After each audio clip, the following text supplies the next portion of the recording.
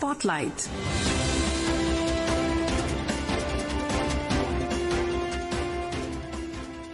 This is Akashvani. In the program Spotlight, now we bring you a discussion on key features of the Railway Amendment Bill 2024. The participants are Lalit Chandra Trivedi, former General Manager, Eastern Central Railways, and Dipak Kumar Dash, journalist. Yesterday, Rajya Sabha passed the Railway Amendment Bill, which was also passed in the Lok Sabha in December 2024. With this, the bill is now set to become an act after the President gives the assent. Let's listen to what Railway Minister Ashwini Vaishnav had to say about the Railway Amendment Act. जो coordination की जरूरत थी revenue sharing के लिए, मान लो एक train Mumbai से निकली और उसे आसाम की तरफ जाना है, तो पूरे रास्ते में जितने भी स्टेट्स या जितने भी दूसरे रेलवे सिस्टम आएंगे उनके बीच में रेवेन्यू का शेयर कैसे हो, उस सब को ध्यान में रखते हुए 1905 में पीडब्ल्यूडी से निकाल के रेलवे को रेलवे बोर्ड के अंतर्गत रखा गया। 1989 में रेलवे का एक नया एक्ट आया। उस वक्त अगर 1905 के एक्ट को इसमें मर्ज कर देते ठीक रहता, लेकिन तब नहीं हुआ। अब 1905 के रेलवे बोर्ड एक्ट के सभी प्रोविजंस को 1989 के एक्ट में लाके एक सिंप्लीफिकेशन का प्रयास है इस बिल में। Mr. Trivedi, how do you look at this bill? What are the interesting features or new features and how it is going to help the railways in its functioning? You see, this bill has 4 components. The first component deals with the rationalization. Presently, railway is governed by 2 acts. First is the Indian Railways Act 1989 and second was Railway Board Act 1905. Now, it was very rational to govern a large organization like Indian Railways with 2 acts. The first part of this bill is to merge the 2 bills. The Railway Act 1905 will be dropped. The bill 1989 Act and will have all the provisions which were earlier contained in 1905 Act. So there will be one single act which will control the working of this railway and it will help in quick decision making and will rationalize the working of railway ministry in general and railway board. I think one point that bill says also, you don't have to refer to 2 bills, 2 laws every time. Yeah. For running the organization, you don't have to refer now to 2 bills. One single act will govern the working of Indian Railways. And second is the empowerment of the zonal railways. This bill ensures that the zonal railways are able to run new trains, decide on new routes, decide on new terminals and new facilities for the passengers depending on the local requirement, which sometimes with the centralized working of railway board, it was not possible. And third is there is a provision of independent regulator, which in future might result in good efficiency build-up and competition from other players too. You told about 4. So the thing is that empowerment of zonal railways and power to decide. This act also provides central government the power to decide the tenure, qualification, experience and the selection process for the railway board members, so as to make it more powerful. Yesterday, we heard many opposition members raising question whether this bill will impact the autonomy of or the efficiency of railway board. They said that there might be more interference of government. So, Mr. Trivedi, do you believe in that, or you believe that the railway board will be much more autonomous or more independent to take many decisions? I personally feel that after the empowerment which this act provides to zonal railways and to the railway board, the railways should act in a more independent and autonomous manner and in a more efficient manner and in a position to take bigger decisions. Do you think that, because this government will come out with rules and regulations for appointment of board members, what kind of qualifications will there be? It will give a new opportunity to, bring new manpower with, new experience or, we have expertise in all different areas. I feel that with the freedom to the government to select railway board members and the qualification and the experience, there will be induction of fresh talent, diverse talent from different sectors of society and maybe other organizations, and which will make it more meaningful, more powerful and more focused to execute the plan to bring railways and make it capable of meeting the challenges which it's facing today. You have been a general manager in railways, which is general managers can also become member of railway board. Yesterday, we heard minister talking about how financial empowerment of general managers have been made. Like they can open tenders and approve projects up to 1,000 crore. On their own can clear projects up to 50 crore. How does it impact in the railway working? This will greatly improve railway working because the decision making process will be swifter. Till a few years back, for every small decisions, we were required to run to railway board to seek their approval, to seek their clearances. Today, already, in fact, the government is working in the direction for last 10 years. And every year we find that the number of times we have to seek approvals and clearances from railway board is coming down. Now with this act, it has been formalized.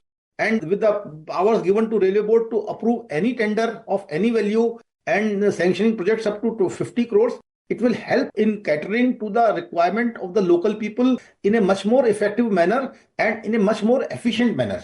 Yeah, that's right, because general managers know what is required there and what should be done quickly to create enough facilities. One thing, when we see this entire new act which is going to be promulgated soon, if you see, there has been a thought of government that we should get rid of the colonial acts. This was one of them. So how do you look at not just this one? Many acts are now being amended to do away with the colonial acts. You are right, because the colonial mindset has to be given up. And because it's a democratic country where the government has to work for the general masses and the public citizens of the country. And when you have to work for the thinking that you are a ruler and these acts are to help you to act as a ruler, that mindset has to be given up. This Railway Act will enforce people to serve the local government, local people. And it will be, ultimately, it will benefit the citizens of the country, because they will be able to approach the general manager or the divisional railway manager who is next door to them and request for the actions which they expect from him, and DRM or GM will be in a position to execute that work. He cannot come out with the excuse that I have to refer to railway board or I have to seek approval of committee and all that, and he will be forced to take decisions then and there, and which will add to the efficiency and will help the people of his area. Yes, that's right, because now they will have no excuse. You have been in railways for a very long time. You have seen how railways transformed from in every aspect. We have now better trains, modern trains. Our tracks are becoming much better quality. Interlocking system, electronic interlocking system, everything has changed. How do you see that railway is going to go in the next 10, 20 years? What will be the road ahead for railways? Because yesterday we heard Minister, he talked about many changes are happening. More will happen, maybe 3 times more than what we have seen in the past. Yes. You see, the future roadmap of the Indian Railways is laid out in the National Railway Plan, which came out in 2022. So yes, one of the things we are lacking at present is that the share of railways in the freight loading is 27%, which used to be more than 50% till few decades back. But as the economy of India galloped fast, the expansion of railways lagged behind the expansion of the road network. As I told you that by the turn of the century, while both highways and rail network were at same level of around 65,000 kilometers, today highways have crossed 150,000 kilometers and railways have still to touch 70,000 kilometers. So the need of the hour is that, as enshrined in National Railway Plan, railway must achieve 45% of the total commodity flow which is happening in the country. And for that, and to achieve that, network expansion, terminal expansion, is training facilities so that we get highly skilled staff, drivers, station masters, all that is required. One thing you said very rightly, that there is a need to shift more cargo, more freight from road to railways for 2-3 reasons. Number one, cost-wise, it's much lesser if you transport things by trains. Pollution, air pollution is much less. Number of crashes or accidents will also reduce. So what should be the way out to ensure that more and more goods will shift from road to rail? Maybe there is a need to focus on new areas, new basket of items which can go through the rail. Do you believe like that, sir? One thing is clearly written on the wall, that the coal will go away. Today, coal is the basic commodity which is carried by the railways. It accounts for 50% of the total cargo of Indian Railways. After 20 years, when everything gets switched over to renewables, there will be no coal to carry. So at that time, we'll have to ensure that by containerization, by multimodal cargo complexes, we snatch the traffic which presently is moving by the road in the overall interest of environment, economy, and for the sustainability reasons. So more and more steps have to be taken.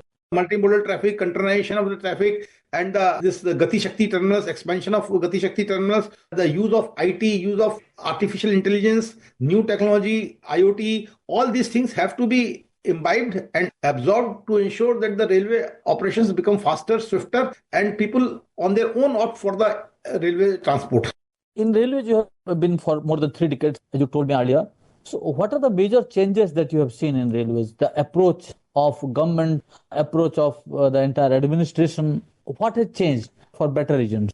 One of the basic change which we've noticed in last 1 decade is the availability of funds. So earlier the excuse used to be that for not doing work is that there are no funds. Now one excuse is not there at all, that there is no funds. So that excuse has gone away. Number two, the delayering, the number of layers which you have to go up to get the proposals approved. That has earlier, initially it was taken to 300 crores, 500 crores, 1000 crores, and now there is no upper limit on the level of projects which a general manager can sanction. So the decision making capability has gone up.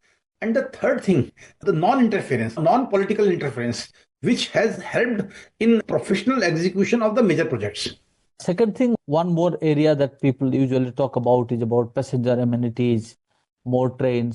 Passenger amenities, yes, a lot of funds have been, and this station development schemes, although they could have taken place at a much, one should have gone at a higher pace, but like Rani Kamlapati station at Bhopal, Ahmedabad railway station, so station development schemes, the cleanliness at the railway station, the CCTV networks, at the security, the cleanliness, security, the other amenities have definitely improved when you look at things about 1 or 2, 3 decades back.